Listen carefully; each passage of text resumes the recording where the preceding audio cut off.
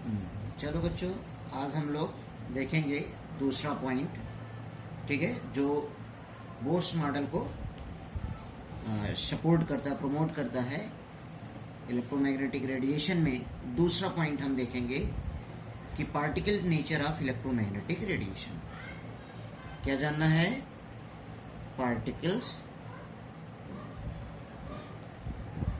Nature of electromagnetic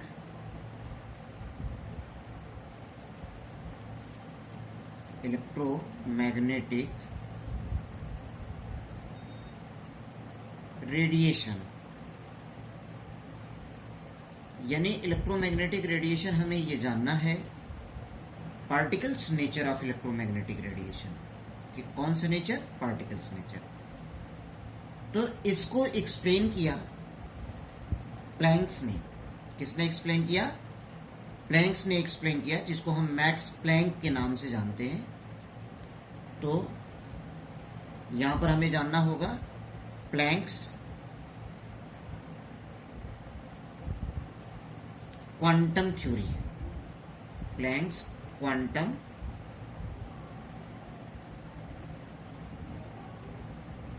theory. Planck's quantum theory के बारे में हमें यहां पर पढ़ना है। ये प्लैंक्स क्वांटम थ्योरी है क्या? इन्होंने क्या बताया? इनके इस थ्योरी में है क्या? इसको आप जानिए। क्लियर?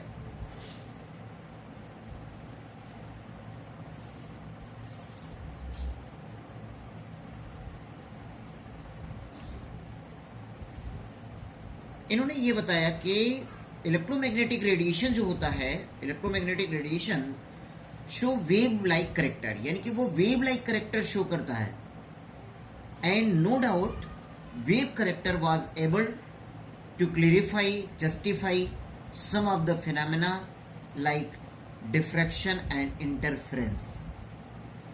यानी कि ये कह रहा है कि no doubt wave character was even able to, यानी कि कोई डाउट नहीं है कि wave character was even able to clarify, justify some of the phenomena like diffraction and interference. Clear? Diffraction और इंटरफेरेंस ऑफ लाइट या diffraction and interference of waves को wave nature ये एक्सप्लेन कर देगा। बट कुछ ऐसे भी ऑब्जर्वेशन होते हैं जिसको वेव नेचर एक्सप्लेन नहीं कर पाएगा। जैसे आप ये जानिए, black body radiation, photo electric effect, variation of heat capacity of solid as function of temperature, line spectra of atoms with spectral reference to hydrogen. ये चारों पॉइंट को wave nature of electromagnetic radiation explain नहीं करेगा। और इसी चीज को explain करने के लिए प्लैंक्स ने अपना क्वांटम थ्योरी दिया। प्लैंक्स ने अपना क्या दिया? Quantum theory. क्लियर? तो आप ये कह सकते हो कि यहां पर the electromagnetic radiation, the electromagnetic radiation were thought to show wave-like character, and no doubt wave character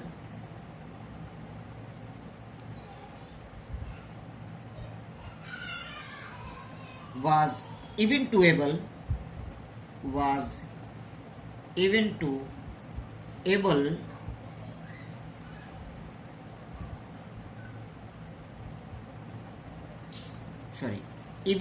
able to clarify, clearly justify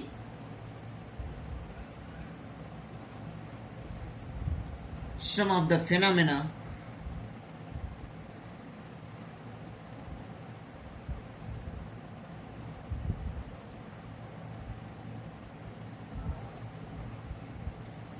like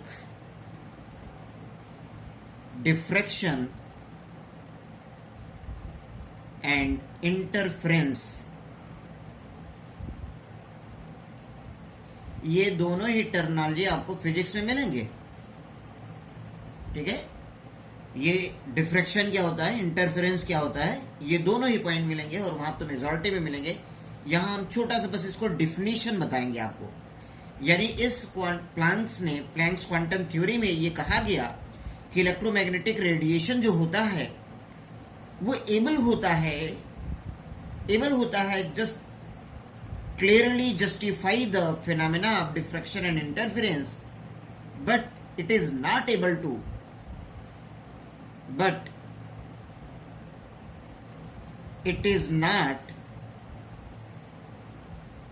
to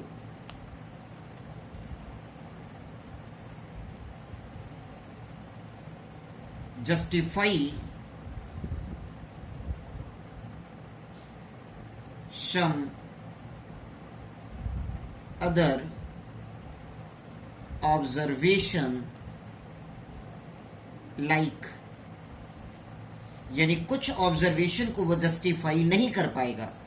यानी इलेक्ट्रोमैग्नेटिक का जो वेव नेचर होगा कुछ प्रॉपर्टीज को एक्सप्लेन नहीं कर पाएगा. एज फर्स्ट, जिसको आप बोलते हो ब्लैक बॉडी रेडिएशन, पहला पॉइंट. दूसरा पॉइंट फोटो इलेक्ट्रिक इफेक्ट. तीसरा variation of heat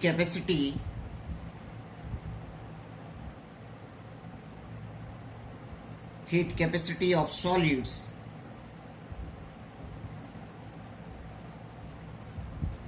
as a function of temperature.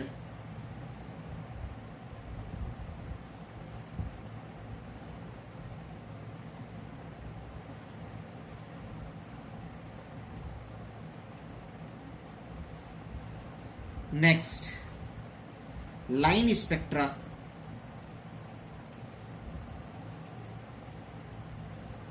of atoms with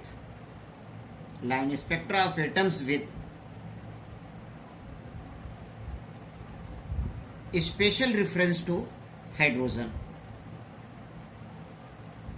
Special reference to hydrogen. यानी इन चार पॉइंटों को wave nature of electromagnetic radiation is not able to justify. यानी इन चार पॉइंट को उसका वेव करेक्टर जो होगा वो जस्टिफाई नहीं कर पाएगा. तो चलिए सबसे पहले हम लोग ये जानते हैं कि व्हाट इज डिफ्रैक्शन और व्हाट इज इंटरफेरेंस. हेडिंग बनाते हैं हम लोग डिफ्रैक्शन.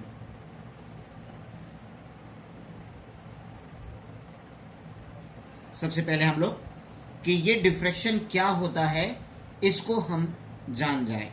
इसको डिफाइन करते हैं. It is bending of bend होना, bending of wave. It is the bending of wave around an obstacle. यानी कि bending of wave around an obstacle. Diffraction क्या है? वेव का बेंड होना अराउंड एन ऑब्स्टेकल. ऑब्स्टेकल के अराउंड वेव का bend होना ही क्या होता है? डिफ्रैक्शन होता है. क्लियर? दूसरा इंटरफेरेंस. इंटरफेरेंस ये क्या होता है इसको आप जानिए। यानी इंटरफेरेंस को कहते हैं कि combination of two waves, combination of two waves of the same और different frequencies, of the same और डिफरेंट फ्रीक्वेंसी, यानी एक ही फ्रीक्वेंसी के या अलग अलग फ्रीक्वेंसी के वेव्स का कंबाइन होना, जुड़ना, एडिशन होना, ठीक है, कॉम्बिनेशन, जिससे एक नई वेव का फॉर्मेशन होना, जिससे एक नए वेव का फॉर्मेशन हो जाए, ठीक है, whose distribution at each point in space in the, यानी उसका स्पेस में सभी पॉइंट पे जो डिस्ट्रीब्यूशन होगा वो कैसा होगा, अलजेब्रिक आर वेक्टर सम होगा। कैसा सम होगा, अलजेब्रिक आर वेक्टर सम होगा। ये चीज आप जानिए, इसे ही आप क्या बोलते हैं, इंटरफेरेंस बोलते हो। तो क्या कहेंगे इसको, it is the combination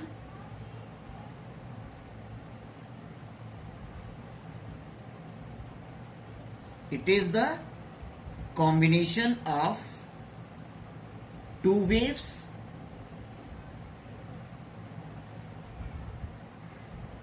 of the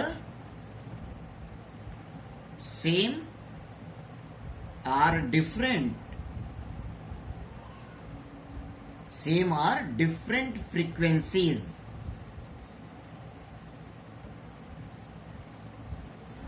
to give a new wave whose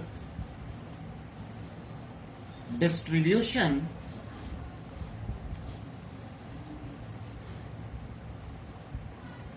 at each point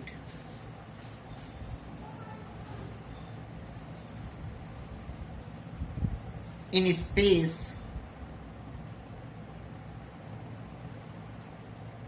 is the algebraic or vector sum of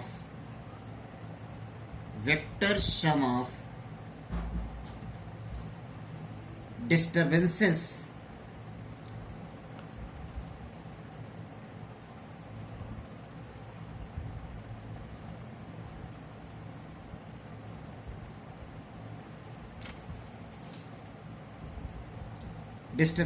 at that point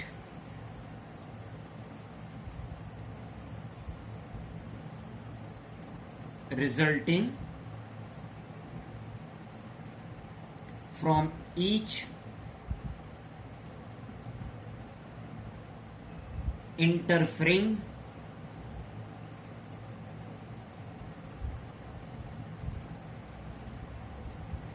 wave। यानी इंटरफेरेंस का मतलब होता है कॉम्बिनेशन, कंबाइन होना। अब ये कॉम्बिनेशन का मतलब आप समझिए कि एडिशन ही नहीं, सब्सट्रैक्शन भी होता है। जैसे अगर कोई दो वेव्स हो, एक का वेव फंक्शन साई ए हो और दूसरे का वेव फंक्शन साई बी हो, तो यहाँ पर दो पॉइंट हो सकते हैं। एक रिजल्टेंट इसका साई आर अगर लिखे तो Sai A plus psi B हो, और दूसरा रिजल्टेंट ये भी हो सकता है Sai A minus psi B हो। क्लियर? यानी एक उसको काउंटर करने के लिए भी हो सकता है, एक उसको बढ़ाने के लिए भी हो सकता है। ये दोनों ही काम हो सकते हैं। यानी आप ये कहोगे कि अगर इनका इंटरफेरेंस जो होगा, इंटरफेरेंस का मतलब होता है कंबाइन करना, जुड़ना। यही मैंने आपको बताया, combination of the two waves of the same और डिफरेंट फ्रीक्वेंसी। उनकी फ्रीक्वेंसी अलग भी हो सकती है और सेम भी हो सकती है। To give a new wave, वो एक नया वेव दे, whose distribution at each point, जिसका डिस्ट्रीब्यूशन सभी पॉइंट पर क्या हो, point in space is the algebraic और वेक्टर सम। अगर दोनों एक साइड के होंगे, एक वे के होंगे, तो वो क्या होंगे, सम हो जाएंगे। और अपोजिट वे के होंगे तो क्या हो जाएगा, वो डिफरेंस हो जाएगा।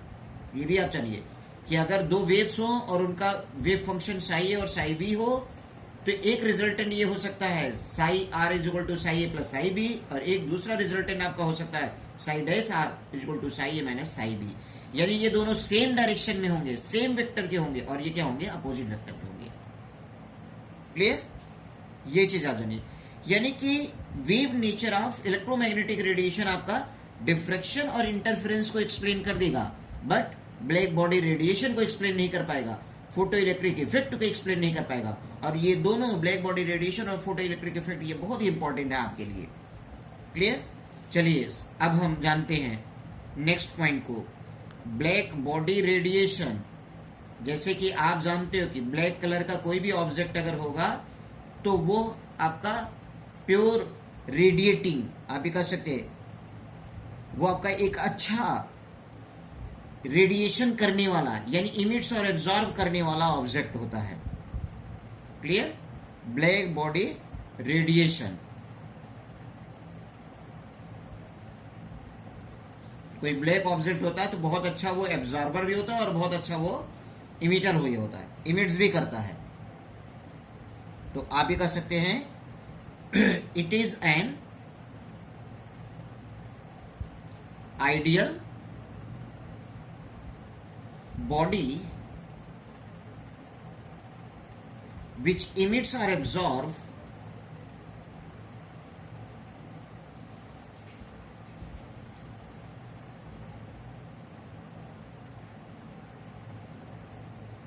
radiations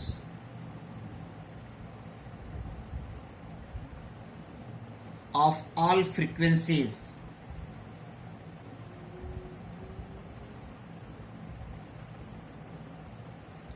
यानी कि वो ऑब्जेक्ट, वो सब्सटेंस आपका आइडियल बॉडी कहलाएगा जो सारी ऑल टाइप्स ऑफ फ्रीक्वेंसीज के इमिशन और एब्जॉर्प्शन का दोनों का काम करता हो। क्लियर? तो इसको सबसे पहले मैक्स प्लैंक ने एक्सप्लेन किया कि अगर हम किसी ऑब्जेक्ट को हीट करते हैं, जैसे हम एक एग्जांपल ले लें कि हम आयरन रॉड को अगर हम हीट करते हैं, आयरन रॉड को हम लोग क्या करते हैं, हीट करते हैं फर्नेस में, तो सबसे पहले उसका क्या होता है, रेड कलर होता है, और फिर ये रेड कलर आपका क्या होता है, टर्न्स होता है डल रेड में, और फिर उसको अगर टेम्परेचर हम बढ़ा देते हैं तो वो कलर आपका क्या होता है, वो आपका ब्राइट रेड से ऑरेंज कलर में चला जाएगा, फिर उसके बाद येलो कलर में चला जाएगा, फिर वो व्हाइट, देन लास्ट में क्या होगा, वो ब्लू कलर में चेंज हो जाएगा। यानी जैसे जैसे टेम्परेचर आप बढ़ाओगे, जैसे जैसे आप टेम्परेचर बढ़ाओगे तो आप एक चीज देखोगे कि टेम्परेचर बढ़ाते चले जाओगे ना, अगर टेम्परेचर बढ़ाते हुए चले जाओगे तो फ्रीक्वेंसीज जो होगी, उसकी फ्रीक्वेंसीज ऑफ वेव्स जो होगी वो इंक्रीज करती चली जाएगी, बट वेवलेंथ ऑफ वेव्स क्या होगा, डिक्रीज करता हुआ चला जाएगा। यानी किसी ऑब्जेक्ट को अगर हीट करते हो तो आप जानिए Max Planck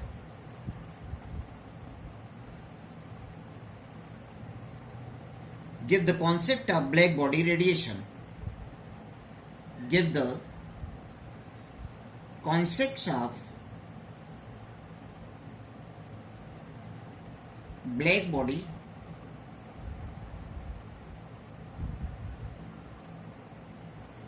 radiation।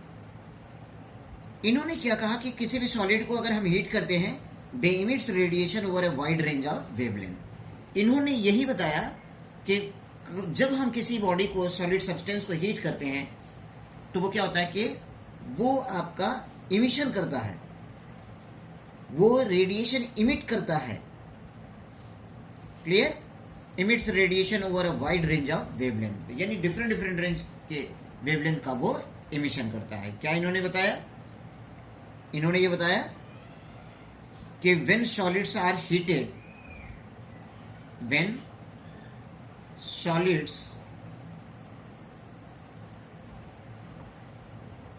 are heated, then they emit radiation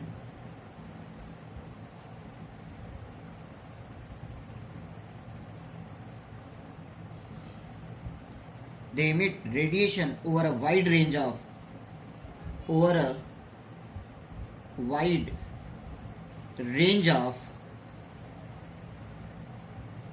wavelength, wide range of wavelength.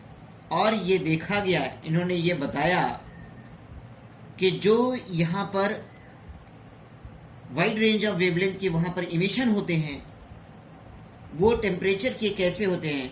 यहाँ पर आप जानिए कि ये टेम्परेचर जो होगा इनवर्सली प्रोपोर्शनल होगा वेवलेंथ के और डायरेक्टली प्रोपोर्शनल होगा फ्रीक्वेंसी के। जैसे जैसे आप टेम्परेचर बढ़ाओगे तो फ्रीक्वेंसी ऑफ रेडिएशन क्या होगा, वो इंक्रीज करेगा, वेवलेंथ ऑफ रेडिएशन क्या होगा, वो डिक्रीज करेगा। क्लियर। अब इसमें आयरन रॉड को अगर हम हीट करते हैं, हीटिंग द आयरन रॉड, अगर हम हीट करते हैं आयरन रॉड को तो यहां पर हमें क्या चेंजेस मिलता है। ये सबसे पहले ये हीट करेंगे आयरन रॉड को तो ये आपका डल रेड होता है, ठीक है। ये उसके बाद अगर हीट करते हैं तो ब्राइट रेड,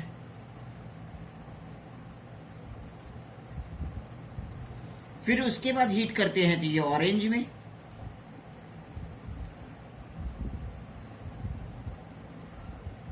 फिर इसको हीट करते हैं तो येलो कलर, फिर इसको हीट करते हैं तो व्हाइट कलर, फिर ये ब्लू कलर। यानी आप ये कह सकते हो कि वो विजिबल रेंज की जो लाइट इमिट्स होते हैं, विजिबल रेंज की लाइट वो कुछ इस तरीके से होते हैं कि आप आयरन रॉड को हीट करोगे तो स्टार्ट होगा डल रेड से, फिर ब्राइट रेड होगा, फिर ऑरेंज होगा, येलो होगा, व्हाइट होगा, देन ब्लू हो जाएगा, ठीक है। ये कुछ वहां पर क्या होता है कि on heating iron rod it change different colors, it radiate different frequencies, waves का रेडिएशन वहां पर होता है। क्लियर। और ये पॉइंट याद रखिएगा कि टेम्परेचर जो होता है वो वेवलेंथ के इनवर्सली होगा और फ्रीक्वेंसी की क्या होगा, डायरेक्टली होगा, ठीक। ये समझ में आई बात। ये रहा ब्लैक बॉडी रेडिएशन, ये क्या रहा, ब्लैक बॉडी रेडिएशन। अब ब्लैक बॉडी रेडिएशन में ही आप एक चीज जानोगे कि ब्लैक बॉडी रेडिएशन जो होता है वो और किन चीजों को वो बताता है कि जब हम इंटेंसिटी और वेवलेंथ के बीच में